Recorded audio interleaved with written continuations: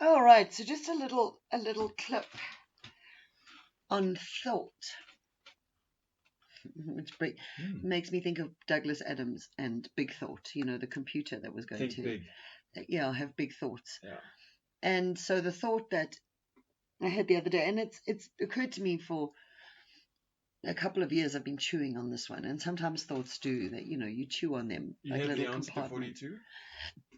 No, no, I don't have the answer to 42, Okay. but no, Okay. the question was the All meaning right. of life. 42 was the Sorry, your answer. Douglas Adams reference threw me off. I was hopeful. So the question was, are we the originators of thought or the receivers of thought? It's a bit of a brain pretzel, that one. I'd always assumed we were the originators of thought. We have thoughts and we put those thoughts out to the universe. And then I think it was an Abraham that I was listening to, and someone asked the question, are we the receivers or the originators of thought? And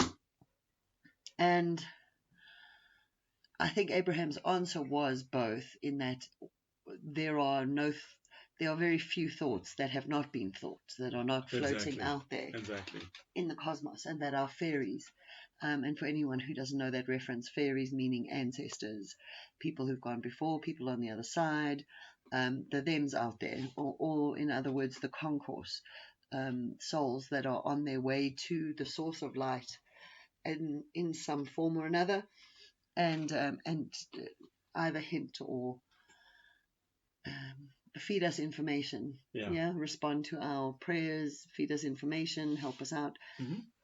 Concourse, fairies, those people, and that one of that they don't hold thoughts, that they don't hold as a collective. And so my imagery is that we sometimes tune into a frequency of a thought. We tune into a frequency of an experience or a state of being, and in that frequency we receive the thoughts, so those thoughts have momentum, right? Yeah. And I think that's quite possible with people who are unconscious, living unconscious lives, that they tune into a thought, and then that collective thought grows, and people get kind of dragged into the wave of a thought. But then there's also this idea that we are an ever-evolving, humanity is an ever-evolving collective. And so one of our tasks as human beings is to take thought beyond where it's ever been. Yeah. And that's how we evolve. That's part of our imperative. Well, it kind of feels like, it's our responsibility to elevate our thought. Yes. And to police our thought and to be responsible for our thought. So it's like it feels like today's time and the age is, it's up to you. You know what I mean? You've done all of these things. There's been all of this background set for us, and now literally 11th hour, it feels like it's up to you. Yeah. It's up to you to have your thought and to have your things and to be aligned and to do this or not. Yeah. So the idea of, do we receive thought, or I think when we're unconscious, we tune into a level of thought unconsciously, and then we kind of download all that thought. But I think people who are more exacting and more conscious and more purposeful perhaps strive to take thought into different areas. I think that's part of the creative process. Maybe I think most art is inspired. So concourse fairies inspire most art. Yeah, no, absolutely. Yeah. And there's a border with okay, so if it's you inspired, have a desire to create receiving something new. You have a desire to create something new, but at the same time you're open to the experience and the experience that you have with whatever medium you're using.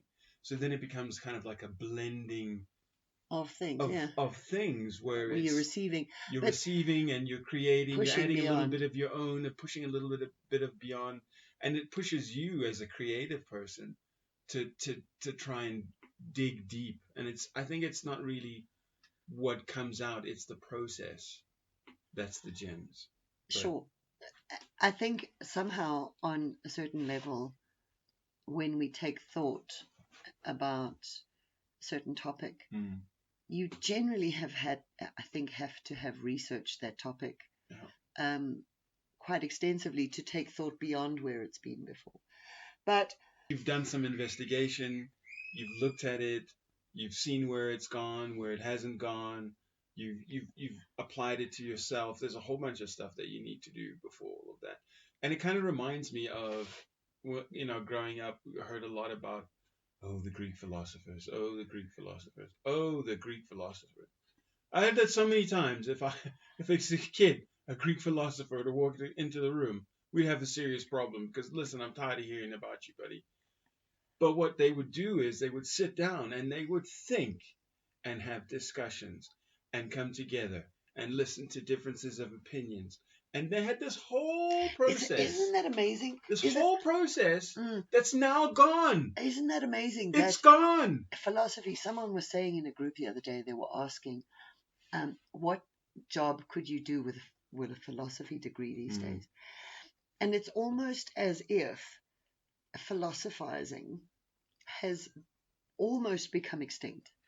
Free thought has been reduced to coffee tables. Here's your boundaries. Philosophy was basically the study of thinking. Right?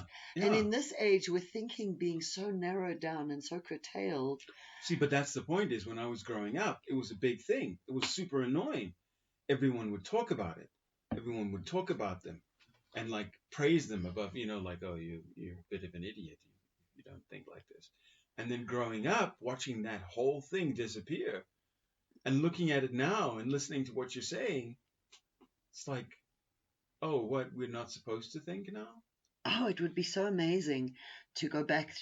I wonder if kids today actually go and study the Socrates and all of these. Do they even know who they are? Do they even know that they were a group of people who were philosophers? If we're not going to study what's been thought already, how do we take thought beyond where it's been? And this is one of the issues in Africa. Those things disappear. Those people who knew those stories have moved on. They are now in the next kingdom. They're gone. So, and unfortunately, with verbal tradition, which a lot of Africa is based on verbal tradition, the handing down of stories, there's a danger there that the stories get lost. Yeah, or altered in a way where an essential truth is left out, and because there's nobody else to authenticate it, and if that person is not in alignment, so there's a lot of leeway for misguidance here. Yeah. And you really almost have to have your head switched on and be aligned to really determine what information is good and what information is bad. So you can't go through this whole process. But in the area of philosophy, the biggest statement on thought is think outside the box.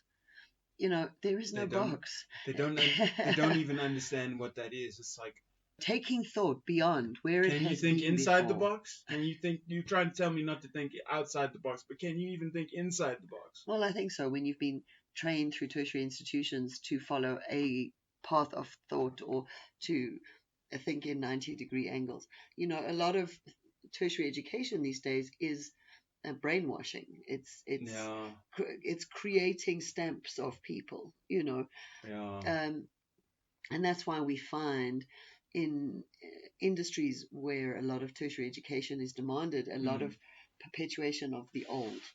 There's very little new because the indoctrination happens in tertiary education. I hear what you're saying, and I totally agree with you. I kind of made myself a thought maverick, where if people had something difficult to do or something really super impossible or really hard to get your head around, they would come to me. So I literally created that. But I wouldn't have been able to do that if I didn't have the foundation that they were once this whole group of people that were these serious philosophers that had thought, that had, really thought about before anything got done. They crunched those things in their heads and had those conversations. In terms of the evolution of humanity, if you don't study the thinkers, if you don't study the philosophers, whether you agree with them or not, if you don't study what they thought, in order just to have a reference point to, no, I don't agree, or yes, I do agree, or that should be studied further, or there's the flaw in that thinking. Or what were you thinking this? You were thinking this at the time because that's what your understanding. But that's how we pole vault exactly ahead, because if we start all from zero with every then generation, you're starting off from zero with every. It's just so stupid. So let us know in the comments, lovelies, what do you think? What do you think about all of this? Do you think that we think enough, or do you think we pay enough attention to thought? And what do you think about thoughts? Are we receiving them, or are we originating them? Are we the originators of all thought? Or does thought get downloaded? And do we only have the opportunity to take thought where it's never been? A big pretzel of a thought, but let's get thinking.